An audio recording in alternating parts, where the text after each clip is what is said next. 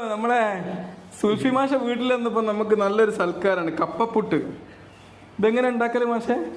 ഇതൊന്നുമല്ല, നമ്മൾ കപ്പ പറിക്കുന്ന സമയത്ത് നമുക്ക് അധികം ആവശ്യം വരില്ല. അപ്പൊ എക്സ്ട്രാ വരുന്ന നമ്മൾ വെട്ടി ഉണക്കും. ഉണക്കിയിട്ട് അത് പൊടിക്കും. നമ്മളെ കേരളത്തിലെ അരി വേണ്ടത്ര ഉണ്ടായിരുന്നില്ല. അന്ന് നമ്മൾ ആൾക്കാരുടെ പ്രധാന ഭക്ഷണമായിരുന്നു കപ്പ.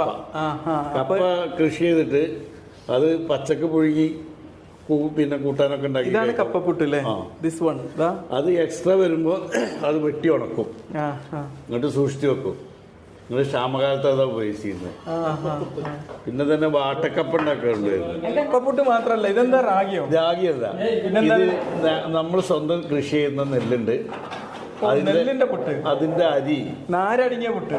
അരിയിൽ നമ്മള് അതിന്റെ തവിട് കളയാതെ 100% തവിടോട് കൂടിയിട്ട് പിന്നെ അരിയാക്കി മാറ്റും. അതിന്റെ ഉണ്ണി മാത്രമേ കളയുള്ളൂ. 100% സംഭവം തന്നെ. അല്ല, ഇതൊരു ഇങ്ങനെ ചെയ്യുന്ന കുറെ ആളുകളുണ്ട്. പക്ഷെ നമ്മളൊന്നും ചെയ്തില്ല ഇതുവരെ. അല്ല, ഇത് ഇതിലെ ഒരു പ്ലേറ്റ് എടുത്ത് അടിപൊളി.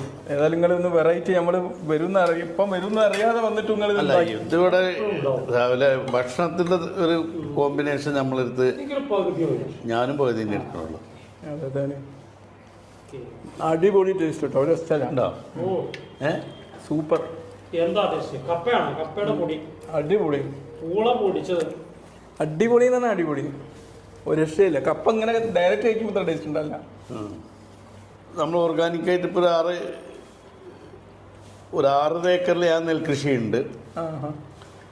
പിന്നെ ആ നെല്ലുകൊണ്ട് ഉണ്ടാക്കുന്ന അതിൻ്റെ പൊടി കൊണ്ട് ഉണ്ടാക്കുന്നതാണ് ഈ പുട്ട്. ഇതിൻ്റെ പൊടിയും അരിയും നമ്മൾ ആവശ്യക്കാർക്ക് കൊടുക്കും. നിങ്ങളിവിടെ സെയിലും ഉണ്ട് അല്ലേ?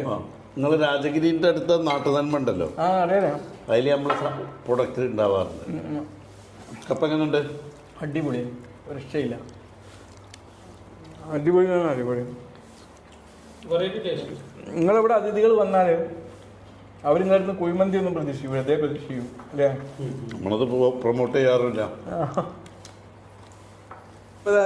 നമ്മള് നെൽപുട്ട്, അരിന്റെ പുട്ട്, നെൽപുട്ട്, അരിപ്പുട്ട് കൂടി കഴിക്കട്ടെ. കഴിഞ്ഞപ്പോ തന്നെ വയറ് ഫുള്ളായി. ഇനിയിപ്പോ ഇതുകൂടി ഒന്ന് ടേസ്റ്റ് ചെയ്തില്ലേ? ഇതൊക്കെ നല്ല ഹെൽത്തി സാധനമാണ്. നമ്മളിത് കുടിക്കുന്നത് ഗ്രീൻ ടീ ആണ്.